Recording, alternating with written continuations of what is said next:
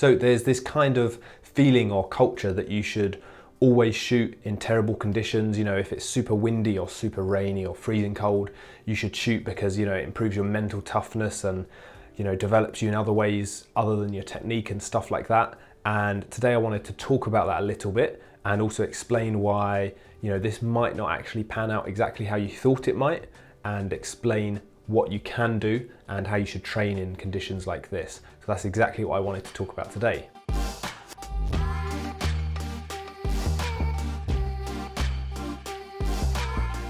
So when it comes to this, there's often a bit of bravado, you know, maybe between training partners, maybe in like a group that you've got or a squad or something, and maybe people make you feel like you have to train in all weather all the time because maybe you think that, you know, top archers do that all the time, or top Korean archers do that all the time. They train when it's freezing cold all through the winter, they train when it's windy and stuff like that. But this actually might not be exactly what you think. So for example, the common one that I also believed once and kind of was taught and told about was that, you know, Korean archers shoot all through the winter and it's freezing cold and, you know, whatever the conditions, rain, wind, they'll be training. That is true, but also the conditions where they're training aren't necessarily always outside. Yes, it's freezing cold, but pretty much every club or high school or company team or whatever has an indoor shooting range where you can shoot, like this one pictured here, where you can shoot through some windows, you're in relative warmth and you're shooting out. Yes, it might be freezing cold, it might be snowing, it might be windy, rainy, but actually when you're shooting, a lot of the time, the conditions are pretty ideal. It's warm and, you know, you're able to move your body freely, you're not wrapped in loads and loads of layers. So it's actually different to the kind of stereotype of what people think training would be like there, and, you know, how you should train also in your training time. So the reason this is important is because training in bad conditions, if you like, all the time is not good for your overall technique, not good for injury risk either. Obviously, if it's super cold all the time, then you're going to be more likely to get an injury because you're more stiff and it's much harder to warm up and stuff like that. But there is a balance. It does definitely help in terms of mental toughness and, you know, learning how to shoot in the rain, learning how to shoot in the wind, you know, learning how to shoot in the cold, all that kind of stuff, and just developing some mental toughness to really push on regardless of the conditions. So there's a fine balance here, and learning where that balance is and knowing how to get that balance is really, really important. So that's what I wanted to kind of go through a little bit more. So like I said, the key thing here is, you know, top archers won't always be shooting in these bad conditions. If I had to guess, I would say maybe 10 to 20% of the time might be some really tough conditions, but a lot of the time, maybe, you know, 80 to 90% of the time would be fairly ideal conditions for top archers who are competing on a world level. Whereas often at a club level, you might think that you have to go and shoot when it's super windy or super rainy or whatever, because maybe that's the only facility you've got, or maybe you think that's what top archers are doing as well. But in truth, top archers a lot of the time are training in pretty ideal conditions, because now, you know, there's excellent facilities around the world and stuff like that where they train. So what can you do in your training? Say for example, if you've got a great club, but, you know, you've got no shelter, there's no, you know, cover for rain, it's windy or something, what can you do in your training to get the most out of maybe a week's training and stuff like that? So that's what I wanted to kind of explain a bit more. So the key thing here is, when you're training, you have to challenge yourself. This is in any area, you have to challenge yourself, and this forces the body to adapt. And then you also need some period of recovery, and then this basically allows you to adapt, get better, and then move on to the next challenge. But this challenging aspect, say for example, in the gym, take the kind of gym analogy, this would be increasing the weight in the gym. If you increase the weight too much, you're not going to be able to do the exercise with the right technique. This is the same. Shooting in some wind is good, maybe for a day, maybe for half a day or something. But if you shoot in horrific wind all day for 4 days in a row, that's not going to help. That's going to be detrimental, if anything. You probably would have been better off doing some more blank boss. So this is where there's a fine line here between what you need to do and kind of the kind of bravado or stereotype that you must go and shoot all the time in terrible weather.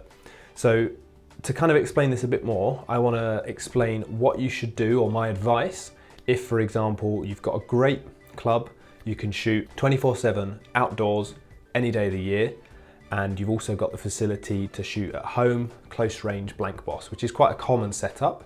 So you might have, 3-4 meters in the garage or something, and then you've got a club. What should you do if this week is very windy, very cold, and you want to shoot long distance, but it's super windy, super cold all week? How should you split your training? What should you do? So that's what I want to show you now. So as I mentioned, if you were to just go and shoot the whole week in horrific, rain, horrific wind, it's not going to be very useful, and it's actually going to damage your technique, because shooting in really strong wind, because obviously you're being blown around like this, it's compromising your alignment, compromising your expansion. You can't feel a lot in your shot. You can't really work on super fine things. What you can work on is getting better at shooting in really strong wind, which is a skill that's very valuable. But if you're working on other things, or you need to give yourself some recovery, you don't want to do that every day. So if this was me, what would I do? What training would I do in this scenario? So I would probably ensure that I'm doing enough blank boss to maintain the feeling in my shot, rather than just doing all of it at 70 meters. And I would also make sure that when I'm doing it at 70 meters, massively important to make sure you've thoroughly warmed up when it's cold. So extend your warm up longer, run around a bit more, make sure you're warmed up. And when you're shooting in the wind, also give yourself enough rest in between arrows. So, you've got some time to recover, because it's much more physically demanding as well. So now let's look at what the training plan effectively would be for the week. So for this, I'm going to assume that you have maybe 3 hours a day that you can train, and you want to know how to split this up. So what I would do, say we start on the Monday, I would say, okay, Monday, that is close range, blank boss. At home you can do that, no shooting at 70 meters. I know maybe you want to shoot 70 meters, but it's very windy and you're going to get a chance to do that later in the week anyway. So if in this example I've got 3 hours to shoot each day, and I'm working on my alignment and getting that expansion on this side, this is what the week would look like. I would do close blank boss on the Monday. I would use some feedback to work on this, maybe video feedback, work on this with my normal bow, work on it maybe with a bit of increased poundage, adding a band around the limb, something like that, working at this at close blank boss, maybe some eyes closed shooting at close range, really working on the technical side of things and the feeling of what I'm doing, using video feedback and using that as a really good feedback session.